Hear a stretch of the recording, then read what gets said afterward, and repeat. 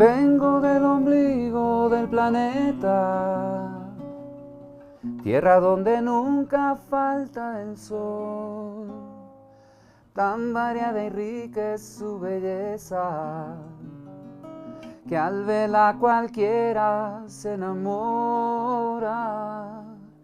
Somos de toditos los colores, cada pueblo tiene su sabor, un crisol de razas y culturas, pétalos de una hermosa flor.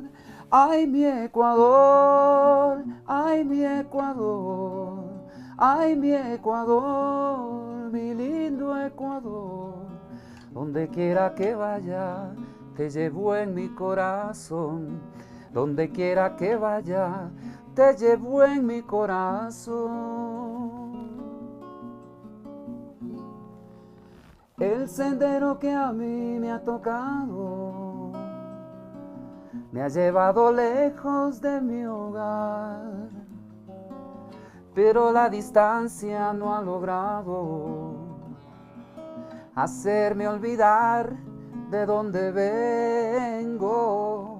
A la sombra de un recuerdo nuevo redescubro una vieja verdad. Puede el árbol extender sus ramas, pero sus raíces no se moverán. Ay, mi Ecuador, ay, mi Ecuador, ay, mi Ecuador, mi lindo Ecuador. Donde quiera que vaya, te llevo en mi corazón.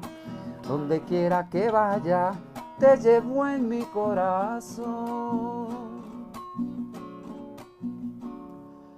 Hoy quiero cantarte, tierra mía, llenarte de elogios y de amor, con esta sencilla melodía que al cantarla grita el corazón. Ay, mi Ecuador, ay, mi Ecuador, ay, mi Ecuador, mi lindo Ecuador.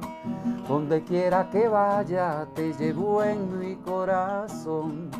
Donde quiera que vaya, te llevo en mi corazón.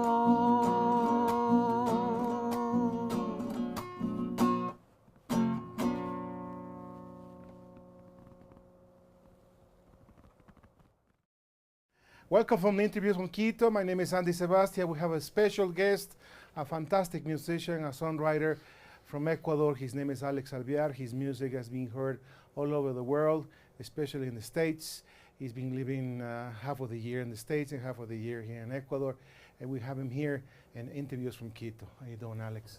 Delighted to be here, Andy. Very happy to see you and happy you're here on our program. We know each other for so many years, and I always admire your music from high school. We're fellow friends and colleague musicians, and your music has done a lot of good things for the people of Ecuador and all over the world. How do you get involved in music?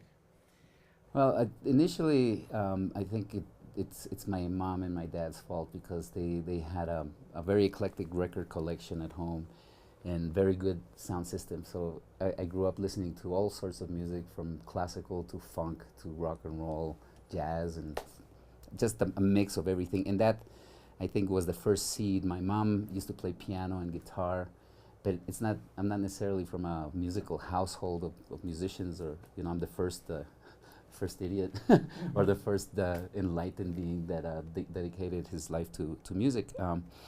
But then I think also I was inspired by various musicians when I was a teenager. I started a little late in music, but oddly enough, my inspiration was Elton John. I heard an album of Elton John, a live concert in London and New York, and I said, I want to be like that. So that's where it started. But you started as a bass player, or you started as a... I started as a piano player, but I used to play like this, I didn't have any technique. Yeah, I had no technique. It was just by ear, everything by ear. But then I was under the illusion that the bass would be easier because you only play one note and it has only 4 strings. Boy, was I wrong. that should be enough, I guess. Yeah, I thought, You were part of founder of an iconic group called Promesas Temporales in the 80s in Ecuador. That has touched a lot of hearts and that kind of music that you involve. You involve all kinds of genders of music. Could you tell us about that famous group, Promesas Temporales? Okay, Promesas Temporales started out with an idea of performing original music. I wasn't that much of a songwriter or composer back then, but I was involved with people that really influenced me greatly: Juan Carlos González, Hugo Hidrobo, later Hector Napolitano, Danny Cobo. But that was the core of it. And basically, I think we were right in the fact that we didn't renege on who we were and where we came from. We were rockers, most of us. So we started playing Ecuadorian music, mixing it up with some rock and roll or some salsa, and kind of doing a hybrid of rhythms. I think that the group has left a very important mark in the new generations. We only recorded one vinyl record, and it was only 1,000 copies. And there's kids that come up to me that know the songs. That it's been a reference point for a lot of Ecuadorian musicians, even though we didn't know it at the time. And usually, how was the music scene in the 80s in music? Oh my God, it was tough. It was really rough. We must have done, I don't know, 300 gigs.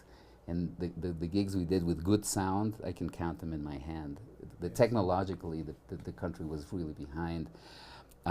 There also wasn't a lot of, there was music, but at least in the stuff that I was interested in, which is more contemporary music, there wasn't much of a scene happening here. And so I'm pleased to say that the country has evolved in like gigantic steps from when I left and where we are right now. The new generation of musicians here is exceptional. There's really fantastic new music being created here, and you have the whole gamut from death and thrash metal to jazz and choral music and reggae and punk, and you name it, we got it. So it's been a long journey, but in the past, I would say 10 to 15 years, it just went really quick to a point where we're musically really well here and technologically as well.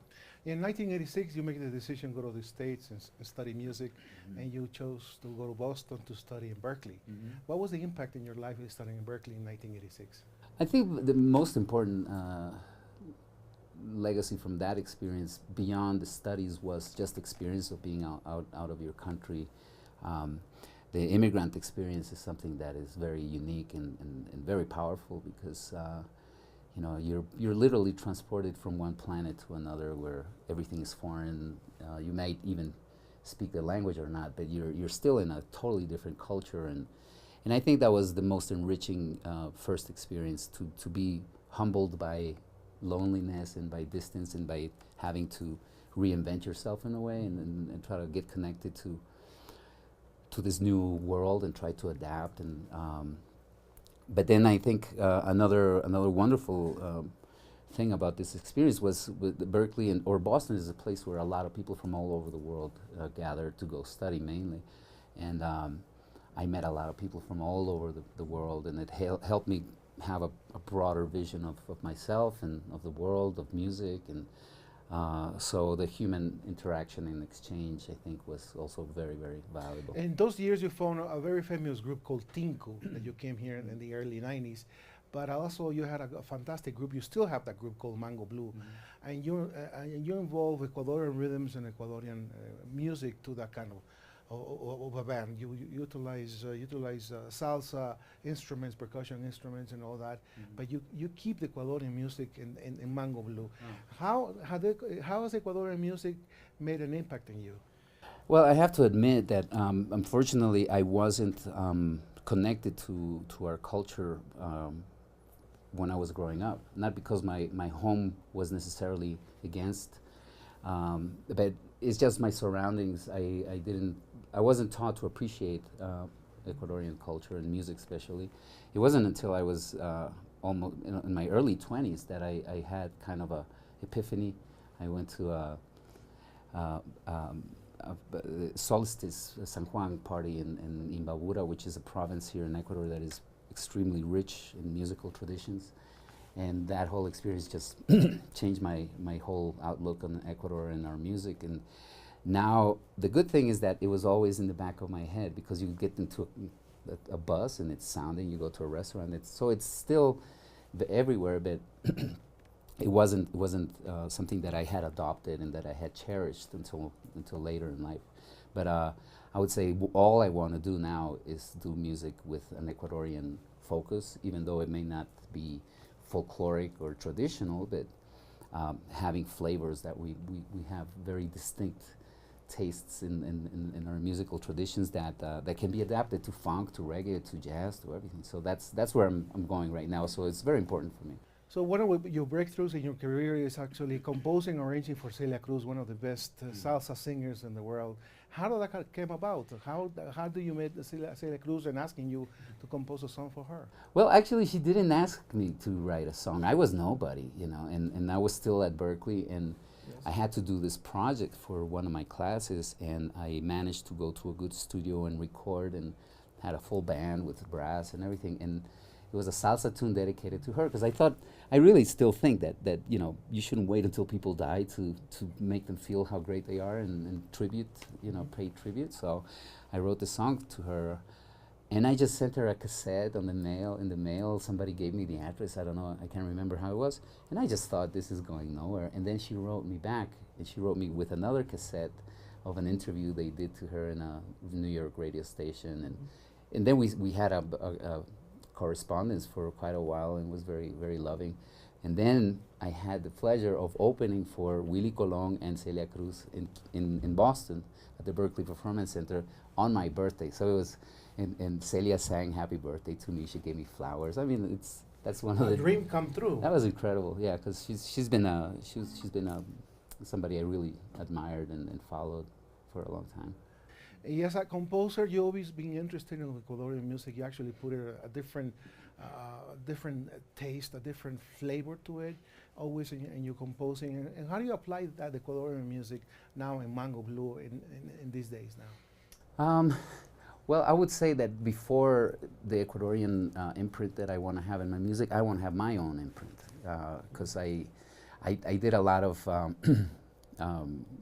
learning from other styles of music, from traditional Afro-Latin music, salsa, jazz, Brazilian music, funk, all these elements.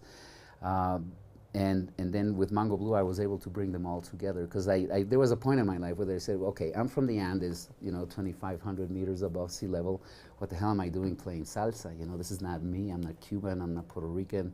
I'm not from New York. This whole experience came really late in life to me. So I really had to. I've always tried to focus in creating something that sounds like me, that it's not even identifiable within a certain specific label or genre, and so that has been the driving force for me. So I incorporating Ecuadorian rhythms or melodies into kind of a Latin jazz setting is not that difficult. I mean, music is very interchangeable as long as you respect traditions and you bring them together in a loving way. It's going to work, So it's been natural because it's kind of coming out of me, my Ecuadorianness, and so it's been a natural process. Could you tell us about this wonderful song called "Soñando con Quito"? Comes from the album called Álbum Ecuatorial. What is the meaning of the song? Well, a lot of my Ecuadorian music was written in loneliness in Boston, Massachusetts. I would write for myself because I didn't have a venue, a band to play Ecuadorian music in Boston. And also the winters. Yeah, the winters. Makes yeah. you compose. Yeah. Well, in a way, looking back, I realized that whole process of me doing Ecuadorian music, it was kind of a reconnection with my country and with my culture. I call it the umbilical cord that I wasn't able to cut. I was having a connection that way. And Soñando con Quito is a pasillo that I wrote as an instrumental version. And pasillo is a very heartfelt style of music, very complex too, and very rich harmonically and melodically.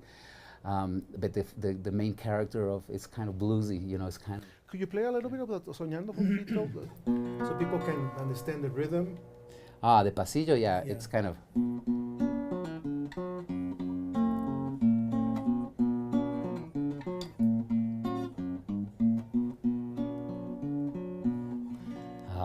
que no estás, brillan remotas sombras, mientras fuma el volcán en este Quito.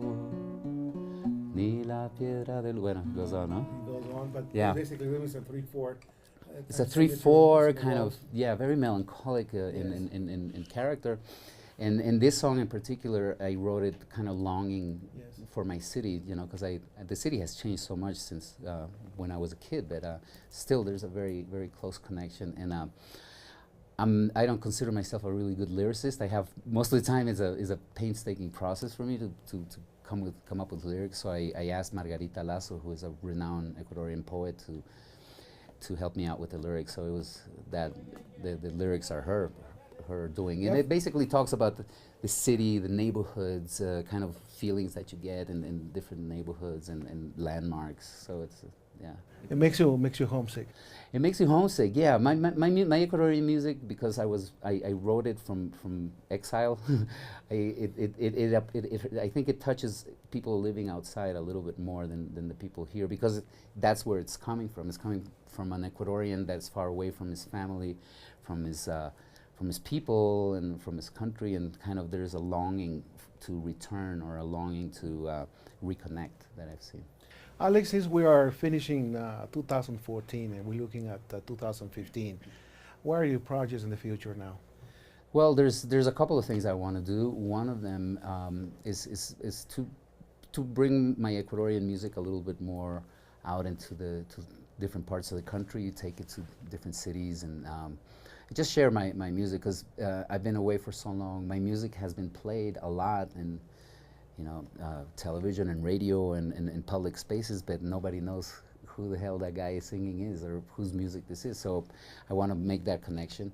I also have this really exciting project with my son, Matias. My son is a phenomenal musician. He's a bass player, singer, composer, guitar player. And we have a project where we play his music and my music, and then we do kind of a reinterpretations of Ecuadorian traditional music. But it's kind of funky and kind of rocky and kind of jazzy sometimes, and reggae, and so it's a nice eclectic mix of things. So we're going to work on that project and bring it out, and yeah, we'll see. I'll tell you next year how it goes. Good. Well, Alex, we're very happy you're back in Ecuador, and we wish you the best. We wish you the best for 2015, and all your musical project is become successful as always. We're very happy you're here in Ecuador. So thanks for coming for interviews from Quito. Thanks for coming. We wish you the best. Thank you so much, Andy. A pleasure to be here. This has been Alex Alvear, a wonderful and a musician, composer from Ecuador. My name is Andy Sebastia. We'll see you next time.